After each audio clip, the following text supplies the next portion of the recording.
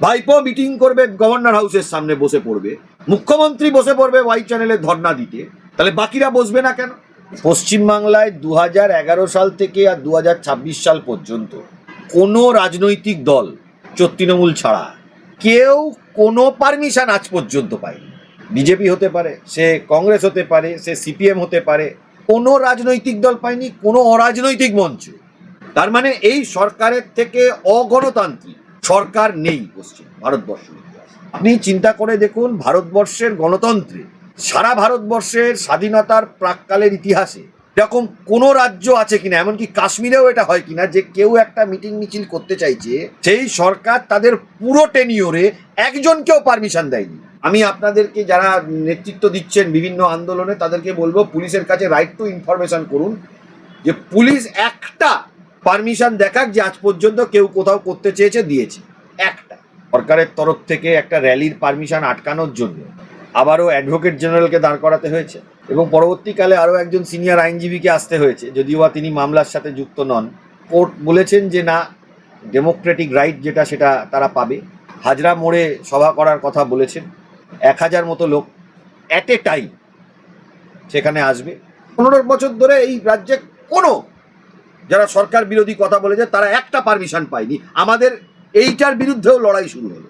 সংগ্রামী যৌথ মঞ্চের একটা মিছিল রয়েছে, আবারও দেখা গেল যে একটা মিছিল করার জন্য পারমিশন নিতে চাইতে হচ্ছে একেবারে হাইকোর্টে, কি বলবো?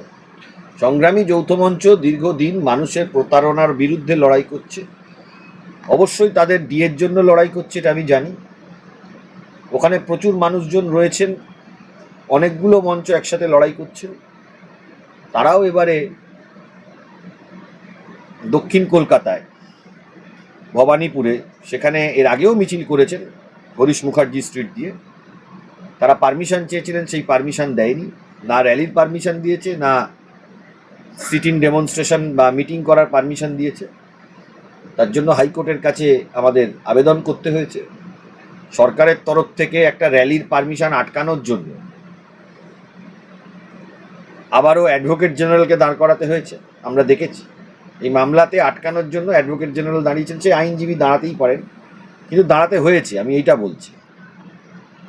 দ্বিতীয় কথা হলো যে এটা নিয়ে প্রচণ্ড লড়াইও হয়েছে, আপনারা তো অনলাইনে দেখেছেন আজকে কি হয়েছে। এবং পরবর্তীকালে আরও একজন সিনিয়র আইনজীবীকে আসতে হয়েছে, যদিও বা তিনি মামলার সাথে যুক্ত নন। অনেকগুলো কথা তিনি বলেছেন, আপনারাও দেখেছেন। সবাইকে শুনানি করার পরে কোর্ট বলেছেন যে না, ডেমোক্রেটিক রাইট যেটা সেটা তারা পাবে। হাজরা মোড়ে সভা করার কথা বলেছেন, 1000 মতো লোক অ্যাট এ টাইম সেখানে আসবে। প্রচুর মানুষজন এই মিটিংটার আবেগ, তাদের চুরির বিরুদ্ধে লড়াইয়ের আবেগ। কোনো রাজনৈতিক মঞ্চ এটা নয়, চুরির বিরুদ্ধে, প্রতারণার বিরুদ্ধে এটা লড়াইয়ের একটা আবেগ। প্রচুর মানুষ হাজরা মোড়ে আসবেন। মিটিং স্থলে যেখানে মিটিং হবে সেখানে কলকাতা হাইকোর্ট অর্ডার দিয়েছে যে 1000 লোক থাকতে পারবে অ্যাট আ টাইম। মিটিং স্থলের বাইরে বাকিরা থাকবে, আবার কিছু লোক মিটিং করে চলে যাবে, তখন আবার আরও 1000 লোক ঢুকবে। অ্যাট এ টাইম 1000 লোক থাকবে। কিন্তু একটা মিটিং মিছিল করার জন্য হাইকোর্ট অবধি আসতে হবে, আপনি যেমনটা বললেন এজিকে দাঁড় করিয়ে দিয়েছে। পশ্চিমবাংলায় 2011 সাল থেকে আর 2026 সাল পর্যন্ত কোনো রাজনৈতিক দল তৃণমূল ছাড়া কেউ কোনো পারমিশন আজ পর্যন্ত পায়নি। এটা ঘটনা, এটা অস্বীকার করার কোনো জায়গা নেই। তে বিজেপি হতে পারে, সে কংগ্রেস হতে পারে, সে সিপিএম হতে পারে, কোনো রাজনৈতিক দল পায়নি, কোনো অরাজনৈতিক মঞ্চ। আপনি চিন্তা করে দেখুন, ভারতবর্ষের গণতন্ত্রে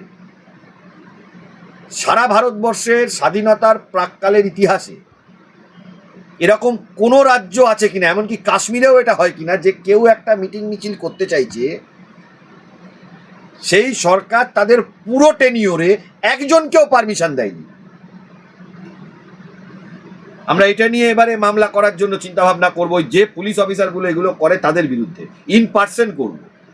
2011 সাল থেকে আর 2026 সাল পর্যন্ত আমি আপনাদেরকে যারা নেতৃত্ব দিচ্ছেন বিভিন্ন আন্দোলনে তাদেরকে বলবো, পুলিশের কাছে রাইট টু ইনফরমেশন করুন, যে পুলিশ একটা পারমিশন দেখাক যে আজ পর্যন্ত কেউ কোথাও করতে চেয়েছে দিয়েছে, একটা নেই। তার মানে এই সরকারের থেকে অগণতান্ত্রিক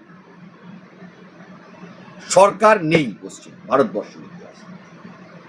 এটা করে এরা, বিরোধীদেরকে মারবো, থ্রেট দেবো, ফলস কেস দেবো, মিটিং মিছিল করতে দেবো না। ভাইপো মিটিং করবে গভর্নর হাউসের সামনে বসে পড়বে, মুখ্যমন্ত্রী বসে পড়বে ওয়াই চ্যানেলে ধর্ণা দিতে, তাহলে বাকিরা বসবে না কেন? এ তো রেগুলারের হচ্ছে। প্রায় 15 বছর ধরে এই রাজ্যে কোনো যারা সরকার বিরোধী কথা বলেছে তারা একটা পারমিশন পায়নি। আমাদের এইটার বিরুদ্ধেও লড়াই শুরু হলো।